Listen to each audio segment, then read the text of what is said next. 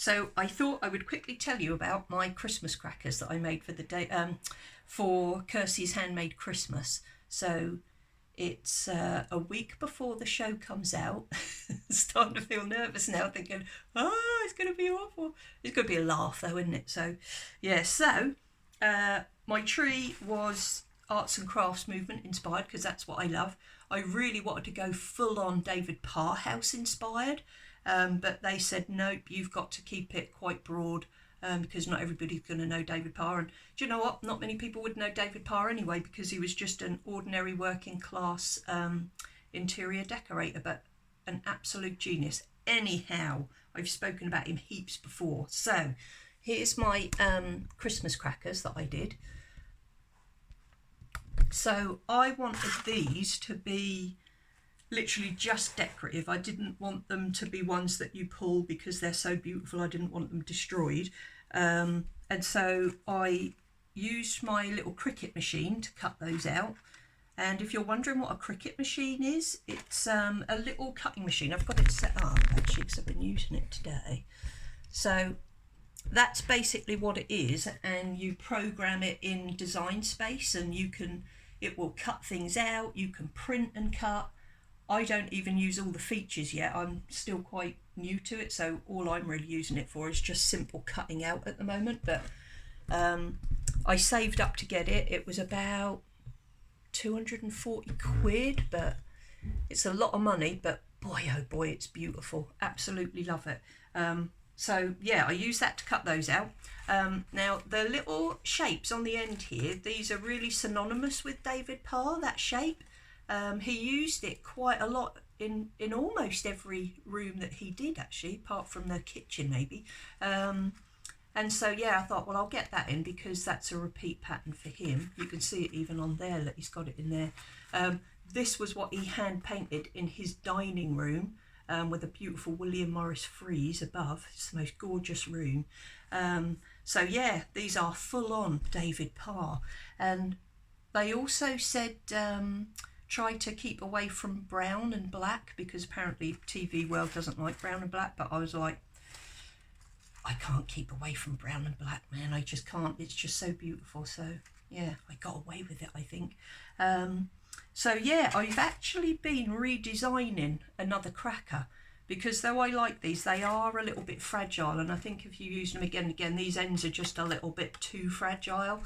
In fact, they got a bit bashed about when they got sent back, which was perhaps my own fault for not really, explaining how to sort of pack them. But anyhow, so yeah, I was looking on Pinterest and somebody had designed a cracker.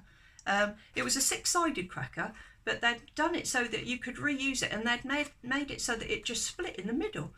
So you could put your own stuff inside it, which is marvellous because, in this day and age, I'm not a big eco warrior, but I think, well, I do try and do my bit where I can. So I thought, yeah, I'm going to design one that you can put your own stuff in so you don't have to put plastic in it and things like that. You might just have to shout bang when you pull it. So yeah, I've started designing this one. God, I love it. So as you can see, it's a 4-sided one because the design is just too intricate. So if I'd wanted to make them this size, there's no way the Cricut machine would have cut out that motif. So yeah, I absolutely love that. Yeah, the little motif that I've used is actually, again, David Parr inspired. So in his drawing room, he has these beautiful banners that he's painted with all this marvellous sign writing in. Some really lovely arts and crafts mottos. And one is the love of God is broader than the measure of man's mind. And right at the end of it, there's a tiny bit, and he's just squeezed in the word hallelujah. So we love that as volunteers, just pointing that little bit out. So I wanted to get that in there. This lovely bit here, these little sort of diamonds here, they're called barber rods. And so Victorian church furnishers, they would have used those in the churches. So they're just like a piece of wood and they've just got that black and gold diagonal pattern painted on them. They're absolutely gorgeous. And David Parr used those as his dado rail. So Instead of using just one, he's used 3, which I love, because that whole room is just so highly decorated. It's just everything that you love about the Victorians. So I wanted to get that motif on there. And then between his dado rail and chair rail, he stenciled these little flowers. So yeah, who knew? Dado rail, dado, chair rail. So yeah, it really has got, it's so highly decorated.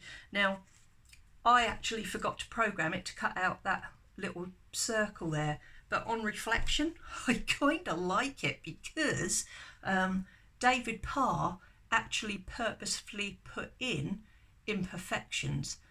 Some of them are harder to spot than others, and we think it's possibly because he was highly religious. We think maybe it was, you know, only God's work is perfect. Perhaps that's why he did it. So I kind of like that I did that. Now, another thing that I used was this spray glue that I found, because I normally use like, you know, spray mount, the repositionable stuff, which is nice, but I don't always want it to be repositionable, because when it dries out, it's going to fall off. And so I found it quite hard to find an actual permanent one, but this one is brilliant. So it's called Stick It Spray Adhesive by Dough Crafts, I don't know. But yeah, I got it in Tyndall's local art shop, so it's absolutely brilliant. So yeah, that's pretty much my crackers. I'll just show you how it opens. So oh, she says try not to destroy it. Bang! So yeah, see, you've got quite a big cavity there that you can put things in. So actually, that is quite a big cavity, and they'll probably bloody fall out, won't they? But hey, it's just going to be decorative. So yeah, so watch out for more, because I'll make some more with different designs. But thank you for watching. I hope you watch Kirstie's Handmade Christmas, and good luck to everyone on there. And check out the David Parr house, and then book a visit, because if you love the arts and crafts movement, you need to go there. Right. Thank you.